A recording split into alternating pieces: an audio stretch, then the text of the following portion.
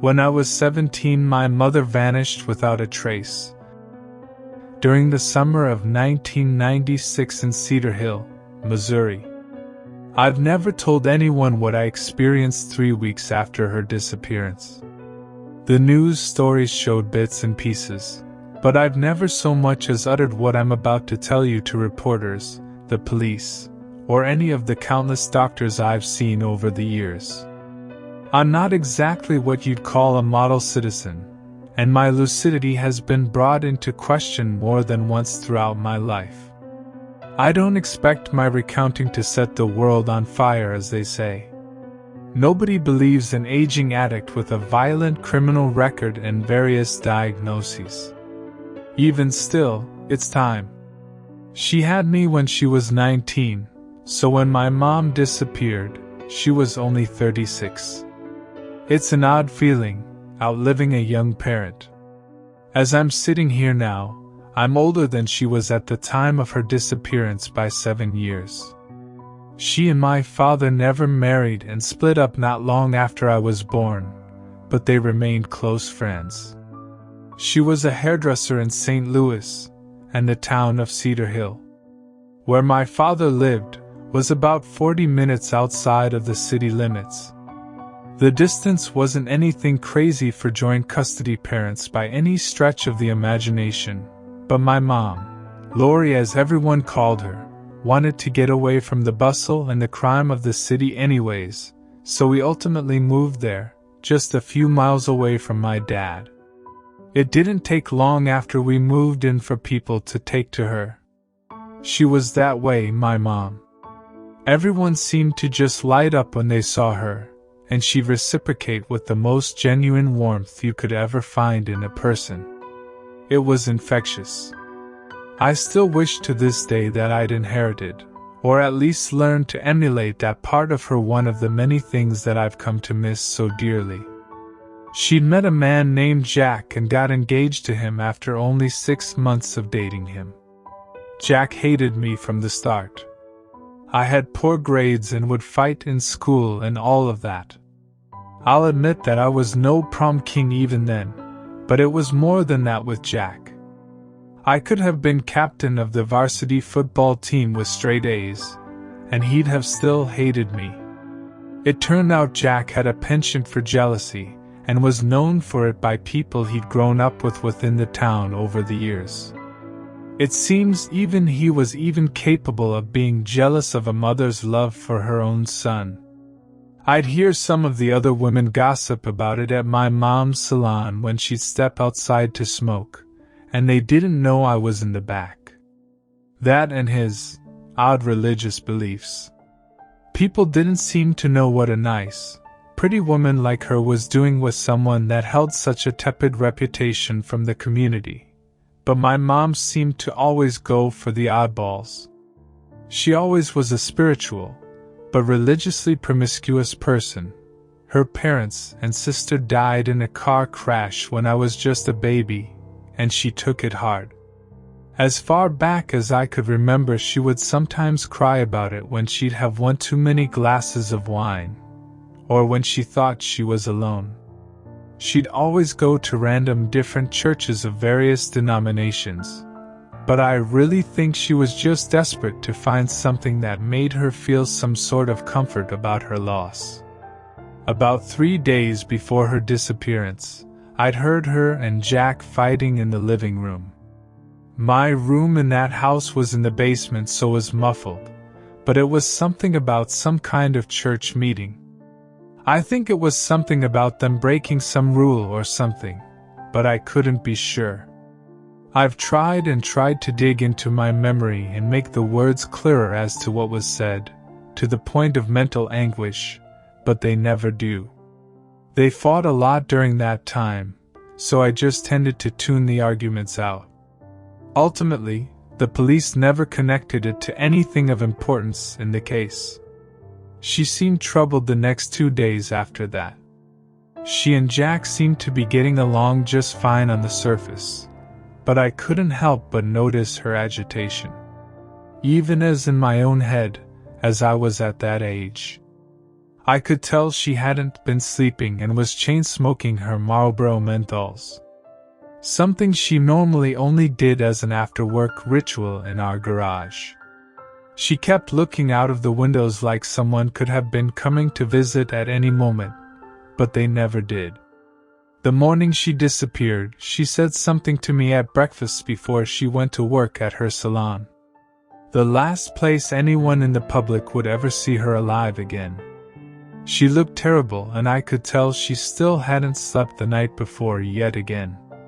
Jack had to deliver a load to Kansas City with his rig that day, so he had left early in the morning. As she was washing our plates in the sink, she asked me, "Are you happy here, Kyle?" I didn't know what to say to her at the time, so I said nothing. I hated that town and I hated Jack, and she knew that. I told her to leave him countless times. She said, "Today your grandma told me she'd love for us to come stay with her, and your grandpa back in Chesterfield." Her voice was breaking up and I could see her shudder a little at the sink.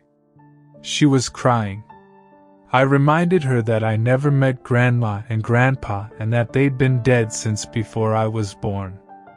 I asked her if she was okay, and she said she was and that she was just tired. Afterward, I stood up to go to a friend's house. The last thing she said to me as I was heading out the door was, "After all these years I finally found a way through, Kyle. I have something to show you later. I love you, son." It wasn't the first time she'd gotten wrapped up headfirst into some obscure religion looking for answers, so I just told her I loved her too and left. And that was what I told the police was the last time I saw her alive. I lied when I told them that. Within a 15-minute window, in between clients at her salon, between 11:15 to 11:30 a.m., she was just gone. No trace whatsoever. Her lunch was still sitting in the microwave when the police arrived to search for any sign of fleeing or kidnapping, anything at all that would give them an indication of where she might have gone. They never found any evidence of distress or any sort of planned runaway, other than what I told her she'd said that morning. My first thought, one that was shared with her close friends, was that Jack was behind it, but his alibi was rock solid. He also apparently seemed genuinely distraught and concerned for her well-being when the police questioned him, and he was ultimately dismissed as a person of interest. The bastard changed the locks to our house on me the very next day. He wouldn't even let me into it to get the rest of my stuff, so I went to stay with my father on his farm just a few miles away. As days, then weeks went by, we began to lose hope. A serial killer and rapist that went by the name of Walter Kuiper was discovered to have been passing through the area right around that time, and the news and police seemed to be heavily leaning towards him as the cause. I couldn't shake those last words she'd said to me though. "Today your grandma told me she'd love for us to come stay with her, and your grandpa back in Chesterfield." Had she had some sort of mental break? And what about the part about finding a way through after all these years? It was just too odd, too unlike her. Exactly 3 weeks after she'd vanished from the little salon she'd loved so much, I was sitting in my room at my father's farmhouse and heard a faint bristling in the yard from outside my window. I didn't think much of it as my dad's dog, Thunder, slept in a doghouse near the window. He always barked at strangers, so I figured it was just him. But it wasn't long after that the bristling turned to creaking and clambering on the side of the house, up past the gutters, and sounded like it was on the roof. It sounded heavy, much too heavy to be a raccoon or an opossum. It couldn't thunder either, unless he decided to grow opposable thumbs. Could it be a bear or some kind? A black bear, maybe, I asked myself. Black bears weren't common in that part of Missouri, but not unheard of. I was just about to get out of bed and let my dad know that we need to get our guns and go shoot whatever it was on the house when I heard something that chilled me down to the core of my soul and froze me right where I lay. It was the crying of a woman, followed by the creaking open of the window that led to the attic. I wish I could say that I was brave at that moment, but I wasn't. I just sat there in my bed, petrified, quiet as a mouse, unable to move so much as a muscle. The crying was muffled now that it was coming from the attic, but you could still barely hear it. My father had taken my mom's disappearance particularly hard, and he was usually drunk and asleep not long after the sun went down, but I'd still hoped he'd heard something, and that maybe he had more courage than I was able to muster at the time, but never came. For what must have been several minutes I could hear the creaking of the boards in the attic above me.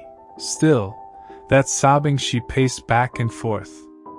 There was a shotgun in the hallway closet about 30 feet away, and if I was careful about crawling out of bed, I could get to it long before whoever she was could come down the attack stairs and open the door that was right outside of my room. I was slowly removing the covers from my body, and she must have slipped and fell through this open cavity that was in between the walls because I heard her tumble down and crash right from the outer part of my closet. The house was old and there were lots of little places to fall through from the attic. I'd lose toys and baseball gloves and all kinds of things down in that little space, never to be recovered. From the sound, even in my excited state, I knew that for someone to fall there that hard, they must have broken several bones and would probably die in there before too long. But the sobbing resumed shortly after she came plummeting down into there.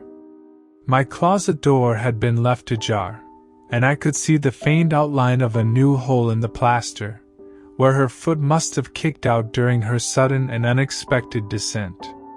The sobbing stopped, and then the head of my mother pushed its way through the plaster in my closet.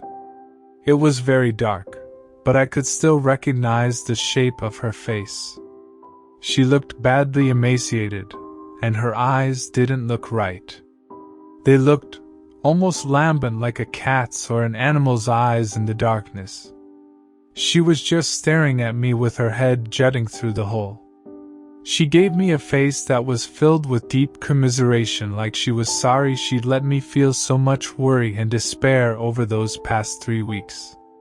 As wrong and awful as it was, seeing my mom's face after I was almost certain that I'd never see her again, well, it's hard to fully describe how that feels. I wasn't thinking straight. I began crying and just mindlessly asked, "Mom?" I had no idea what to say or how to process anything that I was experiencing. She just started sobbing again, in that same way she had been the day she'd vanished. "I finally found a way through, baby," she said. Her eyes glinted like opals in the shadow. I asked her where she'd been and told her that everyone had been looking for her for weeks. She just told me to come closer and that she had to show me something. I said I had something to show you, remember? She said. And then she repeated herself a second time with an identical tone, almost like she was rewound. And then she repeated it again and again. On and on, until I couldn't take it anymore. I cried out to her to stop and told her she was scaring me. She stared at me with her mouth open, a silver ribbon of drool leaked out of it, and then she pulled her head out of the hole she'd made in the closet wall. I heard shimmying up to the attic from where she'd fallen, and then I could hear her crawl out of the window and jump off the roof, running into the woods. I sat there for a while, I'm not sure how long, just trying to process what I saw. I eventually gathered myself and grabbed the shotgun, shook my dad awake, and told him that there had been an intruder, but I never told him who I'd seen sticking their head out through the hole in my closet, out from the cavity wall. We called the police, and they did their best to connect it to my mother's disappearance, but in the end, attributed it to an indiscriminate attempted robbery. Months went by without her ever turning up, alive or dead, and then a year. I signed up for the army the day I turned 18, and my father killed himself while I was still in boot camp. He'd called me, at what was determined to be just moments before he put the barrel of his shotgun in his mouth and pulled the trigger. He told me, "I love you, son. Thank God you didn't see what she's shown me. Forgive me." In 1999, her remains were found not 500 yards into the woods behind the house where she grew up with her parents and sister. She was nothing more than a skull and a handful of scattered bones. I had been dishonorably discharged from the army by then and was serving the first of a 5-year prison sentence. The first of 2 stints of a hard time I'd end up serving, and so Jack had what little was left of my mother's remains cremated, and still has them to this day. I've just been released from the second sentence. I've been staying at the motel near Jack's place for a few nights now. I've broken my parole, so there's no going back at this point. See, my mom's friends had said over the years that she was planning to leave Jack, something I wasn't even aware of at the time. I wonder if he knew that. Even more, I wonder what he'd have done if he found that out. Possessive, jealous Jack? Unable to even allow her to share her love even with her only son. I've done a lot of research on that cult of his, and I wonder what he might have subjected her to he'd found out she would leave him. A spiritually desperate woman, willing to do anything to speak with her dead family again. We'll find out tomorrow night when I pay him a visit.